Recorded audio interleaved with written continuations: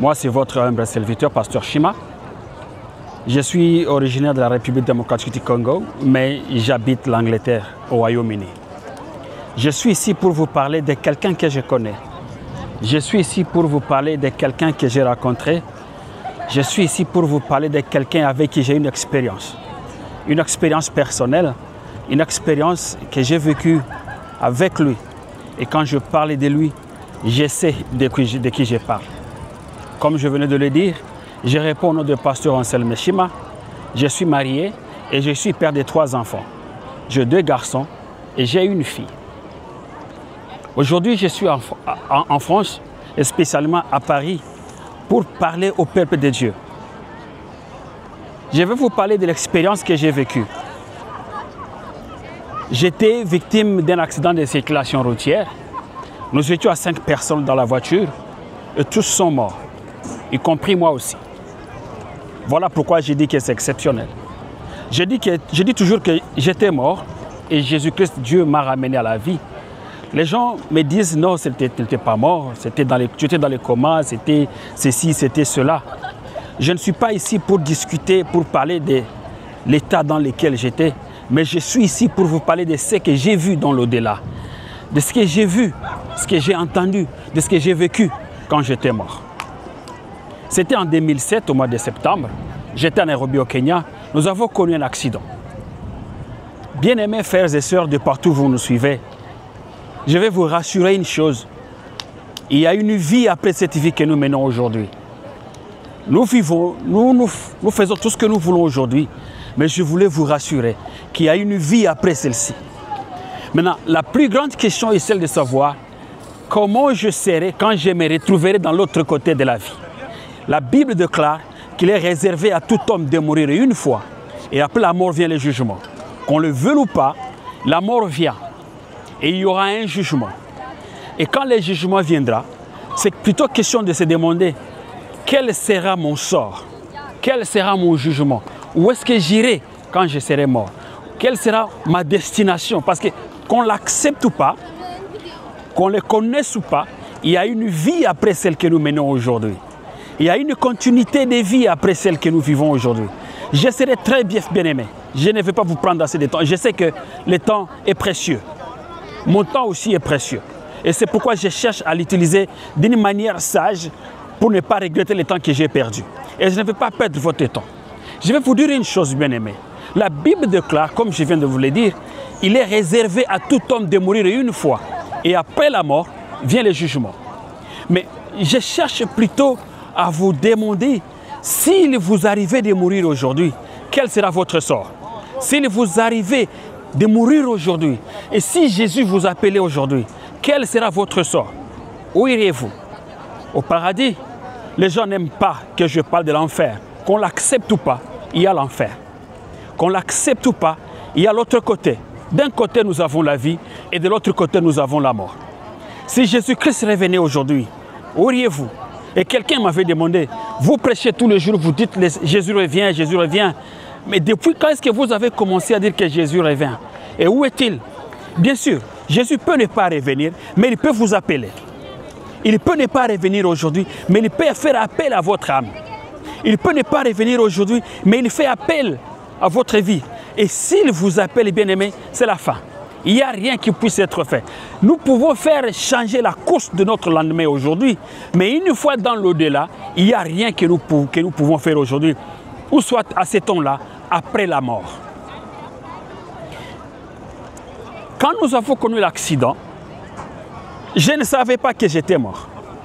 J'étais quelque part en train de vivre. Parce qu'il y a une vie après cette vie que nous menons aujourd'hui. Et bien aimé, ce qui est important, ce n'est pas ce que nous vivons aujourd'hui, mais plutôt ce que nous allons vivre quand cette vie sera finie. Parce que cette vie, elle est trop courte. Les uns meurent après des heures de vie, les autres meurent après quelques jours de vie, les autres connaissent des semaines, des mois. Nous avons des années aujourd'hui, des trentaines, quarantaines, 50, même les autres peuvent arriver à 100. Mais une chose que je peux vous rassurer, autant que la vie s'allonge sur cette terre, autant on s'affaiblit, autant la force diminue, autant on sera encore plus faible. Mais une chose que je vais vous demander, bien-aimés, soyez prudents aujourd'hui. Je m'étais retrouvé en train de vivre dans l'au-delà. Et là où j'étais dans l'au-delà, là où je vivais, il y avait une vie que je menais. Et seul Dieu était au contrôle. Il n'y a personne qui pouvait faire quelque chose, qui pouvait retenir ma vie. Il n'y a personne qui pouvait faire quelque chose, qui pouvait orienter l'au-delà de ma vie.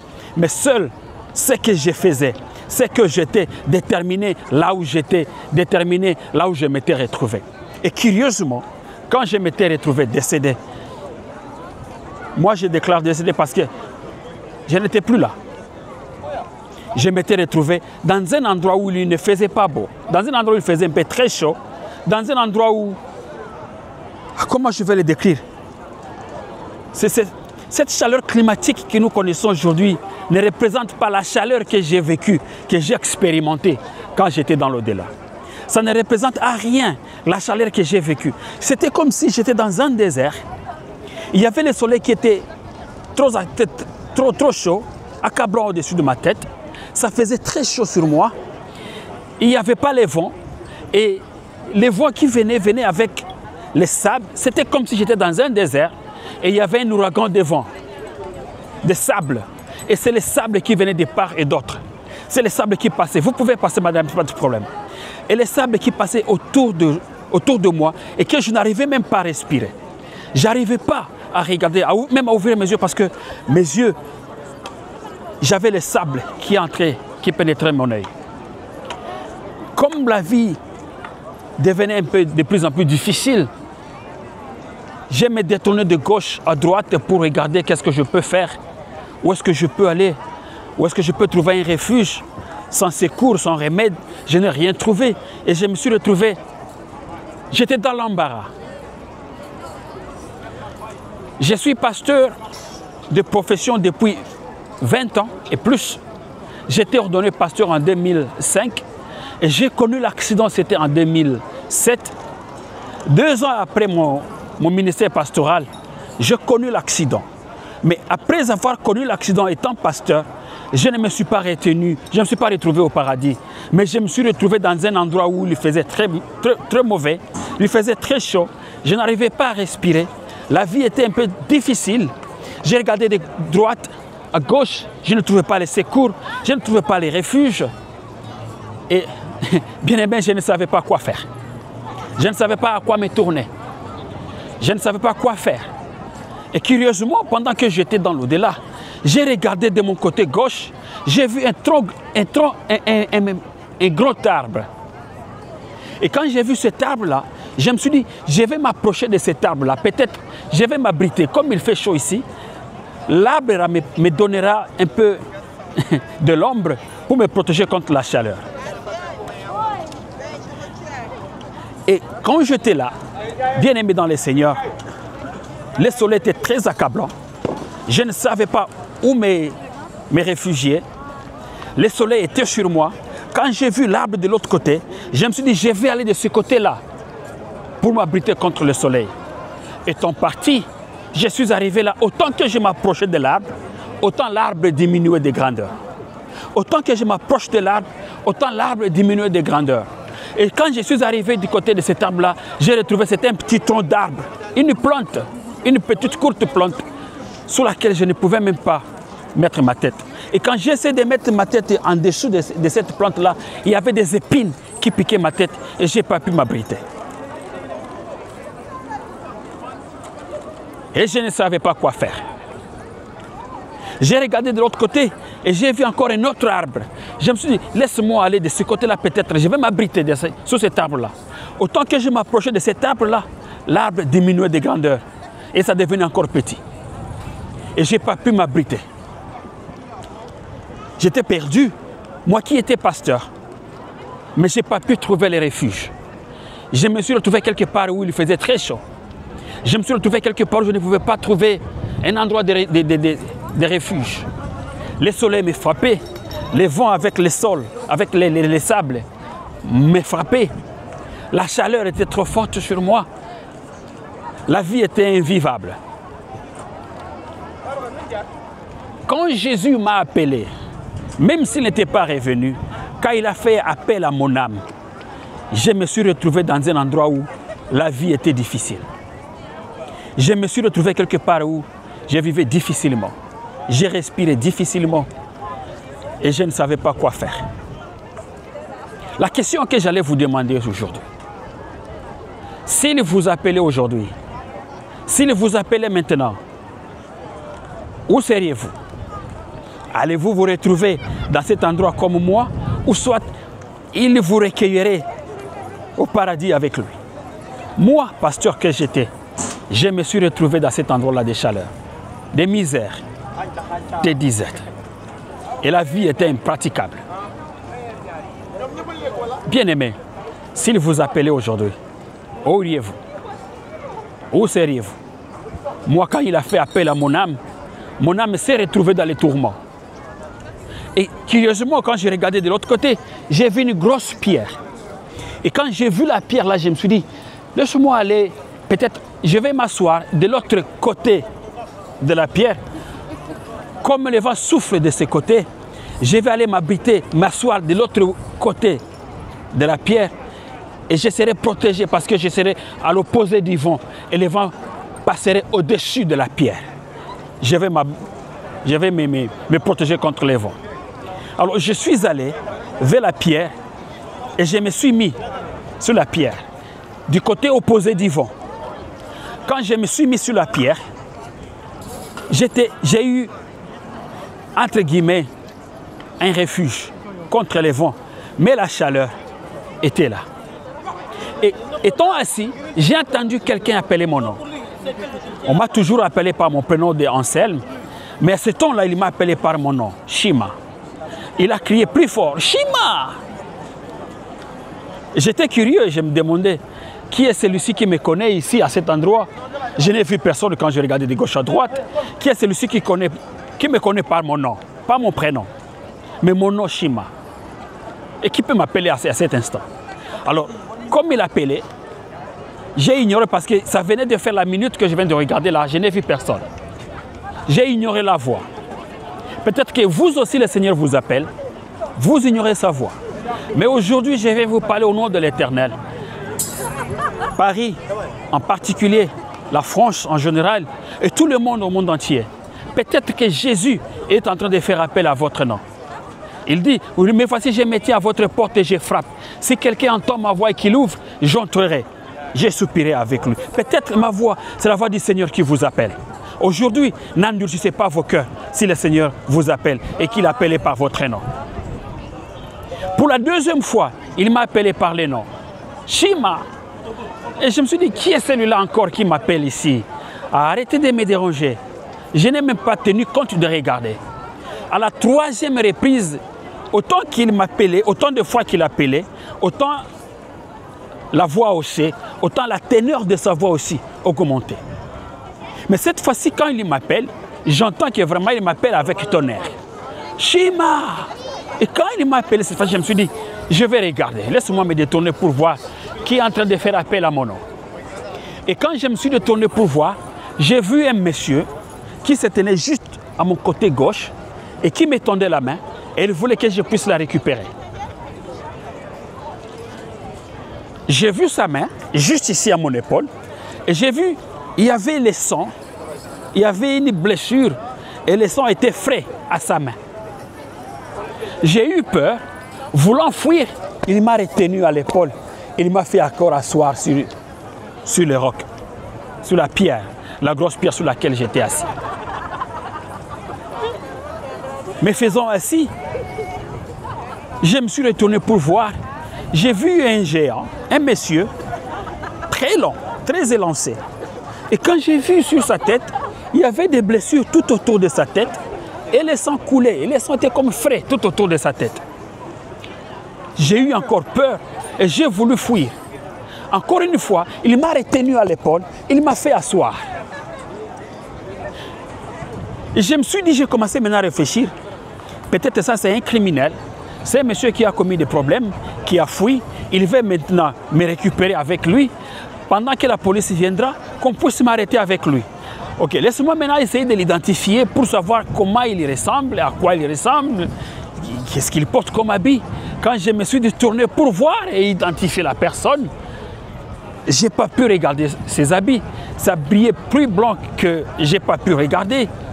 Son visage était ça brillait plus que même le soleil, que je n'ai pas pu regarder. Et maintenant, j'ai commencé à frotter mes yeux parce que la force de la lumière piquait mes yeux et je n'ai pas pu encore regarder à la deuxième seconde. Et quand je me suis détourné, j'ai frotté mes yeux. Une force m'a retenu encore à partir de mon visage pour le regarder. Voulant le regarder, c'était comme si c'était une force qui a pris ma main de là où était, ma main sur mon genou. Et c'était comme un aimant qui a retiré et je suis parti prendre sa main.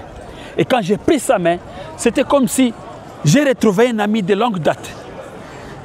Immédiatement que j'ai récupéré sa main, l'atmosphère a changé. Moi qui étais comme si c'était dans le désert, je me suis retrouvé dans un bon jardin et que les vents étaient frais et que tout était à merveille. À la seconde que j'ai récupéré sa main, l'atmosphère a changé. À la seconde que j'ai récupéré sa main, ma vie a changé. Bien aimé, je voulais vous rassurer. Le jour où vous allez accepter l'appel du Seigneur, le jour où vous allez accepter que le Seigneur vous appelle, le jour où vous allez accepter l'appel du Seigneur, le jour où vous allez accepter à ce que Jésus-Christ puisse vous ressaisir, puisse prendre votre main, ça sera la fin de tout ce que nous vivons. Ça sera la fin du tourment et ça sera le début du miracle. Ça sera le début, alléluia, d'une nouvelle vie. Quand j'ai récupéré sa main, quand il m'a récupéré et que j'ai pris sa main, c'était un soulagement. Je voulais ici déclarer un soulagement dans la vie de quelqu'un qui est en train de nous suivre.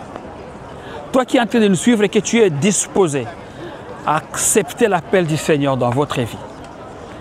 Vous qui êtes en train de nous suivre en ce moment, si précis, je ne sais pas d'où vous êtes. Vous êtes ici présent avec moi. Vous nous suivez en direct.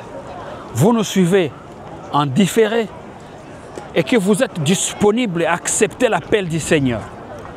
Que la paix du Seigneur soit avec vous au nom de Jésus. Que la paix du Seigneur soit avec vous au nom de Jésus. Laissez-moi continuer, je ne vais pas continuer à prendre votre temps. Dès qu'il m'a récupéré, il m'a levé et il m'a dit, Shima, nous avons des choses à se dire. Je ne sais pas combien de minutes cela nous a pris. Je ne sais pas combien de kilomètres nous avons fait ensemble avec lui. Et directement, je me suis retrouvé, je suis quelque part, dans un jardin, où il s'est mis assis et il m'a demandé de venir m'asseoir à ses côtés. Je l'ai approché, je suis allé à côté de lui, il était assis dans la pelouse, il avait ses jambes allongées et je suis allé de l'autre côté, je me suis allongé et j'ai mis ma tête sur ses jambes. Quand j'ai mis ma tête sur ses jambes, il m'a dit une phrase très importante. Shima, de la manière dont tu me considères, c'est de cette façon-là que je vais marcher avec toi. C'était un peu difficile pour moi de comprendre ce langage-là. De la manière dont tu me considères, c'est de cette façon-là que je vais marcher avec toi. Bien-aimé, je lui ai dit, qu'est-ce que vous dites? Il a répété pour la deuxième fois. De la façon dont tu me considères, c'est de cette façon-là que je vais marcher avec toi. Et je voulais te demander, comment est-ce que tu considères le Seigneur dans ta vie? Qui est Jésus dans ta vie? C'est la façon dont tu le considères et c'est de cette façon-là qu'il va marcher aussi avec toi.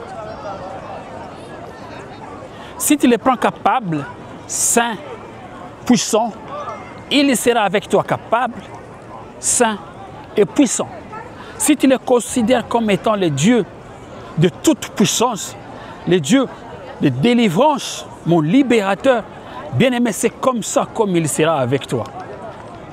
Merci Seigneur. Je vois David dans Psaume chapitre 23 qui dit l'Éternel est mon berger. Il le considère comme étant le berger et il a été avec David comme berger. L'Éternel est mon berger. Je ne manquerai de rien.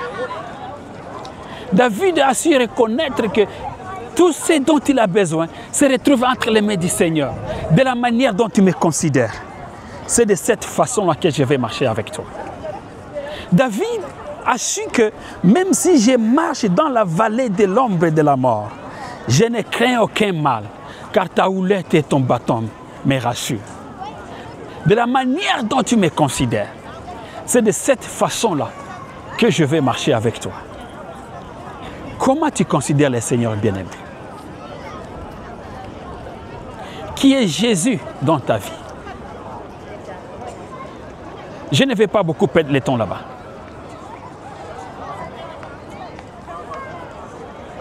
M'ayant ici parlé, le Seigneur m'a dit, Shima, viens, nous avons des choses à se dire. Et je ne sais pas encore combien de temps cela nous a pris. Je suis parti avec lui. Combien de kilomètres, je ne sais pas. Je l'ai vu, il était en face de moi et je venais après lui. Il était avant, il regardait derrière et moi je venais derrière lui, regardant vers lui. Et pendant que je marchais derrière lui, en train de le regarder, fixant le regard sur moi, lui il me regardait et j'avançais ensemble avec lui. Mais à un moment donné, je lui dis, ok, écoutez, arrête. Tu pars en regardant en arrière, plutôt que de regarder là où tu poses tes pieds. Peut-être tu peux te heurter contre une pierre, peut-être tu peux poser ton pied dans une fosse, tu peux te blesser. Au lieu de regarder en arrière là où je suis, moi je te regarde, je te suis derrière, toi avance. Bien-aimés dans le Seigneur, nous avons changé l'évangile. Nous cherchons à ce que Jésus marche avec nous de la manière dont nous voulons, plutôt que de marcher avec lui de la manière dont lui, il veut marcher avec nous. Nous sommes en train de dicter la manière de marche avec Jésus. Et ça ne doit pas être le cas. C'est à lui d'être en avant et nous le suivons derrière. Ne changeons pas l'évangile pour dire « Non, Jésus, moi j'aime que tu marches avec moi de cette façon. Je veux que tu sois ceci pour moi. » Laisse qu'il soit ce qu'il veut être pour toi. Et toi, sois ce qu'il veut que tu sois pour lui. C'est très capital, bien-aimé. Et pendant que je le regardais en face de moi, on faisait la route ensemble. Il avançait, je venais derrière lui. Et malheureusement, là où j'étais, j'ai commencé à regarder à gauche et j'ai commencé à regarder à droite. On avançait, j'ai regardé à gauche et j'ai regardé à droite. Et quand je regarde de deux côtés, je voyais des jolies fleurs. Et ces fleurs-là produisaient une bonne odeur. Et j'ai voulu commencer à sentir l'odeur de ces fleurs-là. Et je me suis retrouvé en train de prendre les fleurs à gauche. J'ai senti l'odeur à gauche, j'ai senti l'odeur à droite. Et je me suis retrouvé, je ne voyais plus, je ne regardais plus, je ne fixais plus mon regard sur Jésus qui était en face de moi. Et je l'ai perdu. Bien-aimés, nous pouvons avoir commencé bien la marche avec le Seigneur. Nous pouvons avoir commencé une bonne marche avec Jésus. Mais à un moment donné, nous nous sommes détournés. Nous avons commencé à regarder à gauche. Nous avons commencé à regarder à droite. Nous pouvons avoir commencé les affaires avec le Seigneur. Et ça marchait bien parce que le Seigneur était là. Et une fois qu'on a commencé à prospérer, on a commencé à regarder à gauche. On a commencé à regarder à droite. Je ne sais pas quelle est à gauche. Je ne sais pas quelle est à droite. Moi, dans la marche avec Jésus, ma gauche était l'argent, ma droite était les filles. Et je m'étais retrouvé dans l'impudicité. Et à chaque fois que je prie, je ne cesse pas de pleurer, de regretter les péchés que j'ai commis et demander pardon. Et par la grâce du Seigneur, comme Jésus-Christ, il est miséricordieux et compatissant. Il a eu pitié de moi. Il est revenu encore vers moi. Parce que dans ma marche avec lui, je l'avais complètement perdu. Je m'étais retrouvé seul. Parce que j'étais distrait de gauche à droite. Et je ne sais pas, toi aussi tu es distrait de quoi? Le monde entier, je pose la question. Qu'est-ce qui nous a menés à la distraction? Qu'est-ce qui constitue notre gauche? Qu'est-ce qui constitue notre droite? Qu'est-ce qui fait à ce que nous puissions enlever notre détermination, notre vision sur Jésus et nous nous retrouvons en train de regarder des choses à gauche, des choses à droite? Aujourd'hui, il est bon temps de revenir à Jésus. Il est bon temps de revenir au Seigneur. Parce qu'il dit, je me tiens à la porte et je frappe. Si quelqu'un attend ma voix et qu'il ouvre la porte, j'entrerai. Dans Zacharie, chapitre 1er, verset 3, la Bible déclare, revenez à moi et je reviendrai à vous. Peut-être aujourd'hui, c'est le Seigneur qui vous appelle. Peut-être ma voix, c'est la voix du Seigneur qui vous dit, revenez à moi. Et je reviendrai à vous. La Bible déclare en Malachie, mettez-moi de la sorte à l'épreuve, et vous verrez si je n'ouvrirai jamais les écrits des cieux. Je voulais que nous puissions mettre Dieu à l'épreuve. Est-ce qu'il peut aussi revenir à nous? Dans nos affaires, est-ce qu'il peut encore revenir à nous? Dans nos études, est-ce qu'il peut revenir encore à nous? Dans tout ce que nous faisons, dans nos démarches, on avait commencé avec Jésus, on avait commencé avec le Seigneur, mais à un moment donné, nous l'avons perdu. Est-ce qu'il peut encore revenir? La Bible déclare, revenez à moi et je reviendrai à vous. Peut-être qu'il est bon temps de les mettre à l'épreuve. Revenons à lui et voyons s'il ne reviendra pas aussi vers nous. Très capital. Est-ce que nous sommes revenus à lui pour qu'il revienne à nous? C'est à nous d'abord de revenir à lui et il reviendra aussi vers nous. C'est pourquoi aujourd'hui, je voulais faire appel à quelqu'un. Si vous êtes là et que vous n'avez jamais reçu Jésus et qu'aujourd'hui vous voulez accepter l'appel de Jésus, il est disponible à vous recevoir. Si vous êtes là et vous voulez donner votre vie à Jésus, je vais prier avec vous. Répétez cette prière avec moi. Seigneur Jésus, j'ai entendu ton appel. Je te reçois comme Seigneur et Sauveur de ma vie. Je reconnais mes péchés et je te demande de me pardonner mes péchés. Je te reçois comme Seigneur et Sauveur de ma vie. Sois le maître de ma vie. Au nom de Jésus. Amen. Félicitations bien-aimés, vous avez reçu Jésus. Je vais prier pour vous. Éternel Dieu Tout-Puissant, je prie pour mon frère, pour ma soeur qui vient de te recevoir. En ce jour d'aujourd'hui, mon frère donne sa vie à toi. Sois le maître et le Seigneur de sa vie. La Bible déclare, venez à moi, vous qui êtes fatigués et chargés, et je vous donnerai du repos. Aujourd'hui, donne du repos à mon frère, comme tu m'as donné le repos. Donne le repos à ma soeur, comme tu m'as donné le repos. Au nom de Jésus, Amen. Je voulais ici faire une deuxième prière. Et la deuxième prière, c'est avec quelqu'un qui reconnaît aujourd'hui qu'il avait perdu le Seigneur. Quelqu'un qui avait déjà reçu Jésus et qu'à un moment donné, il l'a abandonné. Parce qu'à gauche, il y avait ceci. Parce qu'à droite, il y avait cela. Je l'avais perdu. Peut-être que tu l'avais perdu aussi. Aujourd'hui, je vais te donner l'occasion, l'opportunité de le mettre à l'épreuve, de revenir à lui, afin qu'il revienne aussi vers toi. Si tu es ici et que tu veux revenir à Jésus, je voulais que tu mettes aussi ta main debout. Tu te lèves et tu lèves ta main. Nous allons prier ensemble. Répète cette prière avec moi. Seigneur Jésus, aujourd'hui je reconnais que je m'étais détourné de ta parole. Aujourd'hui je reconnais que je m'étais détourné de ta voix. Je me réponds. La Bible déclare, revenez à moi et je reviendrai à vous. Je reviens à toi, Seigneur. Reviens aussi à moi. Je te mets à l'épreuve, Seigneur. Je reviens à toi. Je reviens à toi, comme tu as dit, mettez-moi ainsi à l'épreuve et vous verrez si je n'ouvrirai pas les écrits des cieux. Par cette prière, je te demande pardon et je m'incline à toi. Je reviens vers toi. Reviendras-tu à moi aussi, Seigneur? C'est de cette façon que je te mets à l'épreuve. Reviens aussi à moi. te demande pardon de tous mes péchés. Et je te promets de ne plus encore y revenir. Pardonne mes péchés et lave-moi par ton sang. Au nom de Jésus. Amen. Bien-aimé, je vais prier pour toi. Seigneur éternel, Dieu de gloire, j'ai prié pour mon frère, pour ma soeur. Il vient d'accepter encore de revenir vers toi. Comme tu étais revenu vers moi, reviens aussi dans la santé de mon frère. Reviens aussi dans la santé de ma soeur. Reviens aussi dans la santé de mon père. Reviens aussi dans la santé de ma mère. Reviens dans les affaires de mon bien-aimé.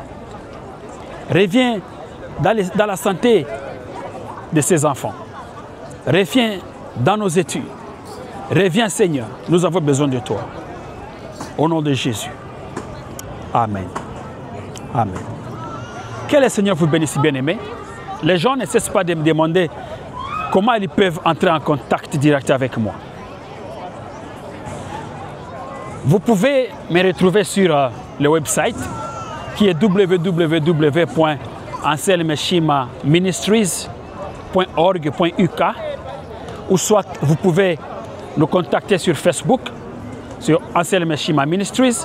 Vous pouvez nous contacter sur YouTube, vous pouvez nous contacter sur Instagram et d'autres réseaux sociaux. Vous pouvez nous retrouver et vous pouvez être en contact direct avec nous. Si le Seigneur vous a mis à cœur de quelque chose, n'hésitez pas à nous contacter. Notre email adresse c'est info@anselmeshimaministries.org.uk. Je vais vous laisser ici, bien-aimés. Que le Seigneur vous bénisse. Et je crois que nous allons nous retrouver dans une autre croisade en plein air, dans un autre pays, par rapport à ce que le Seigneur va nous orienter. Et à partir de Paris, en France, je vous remercie et que le Seigneur vous bénisse.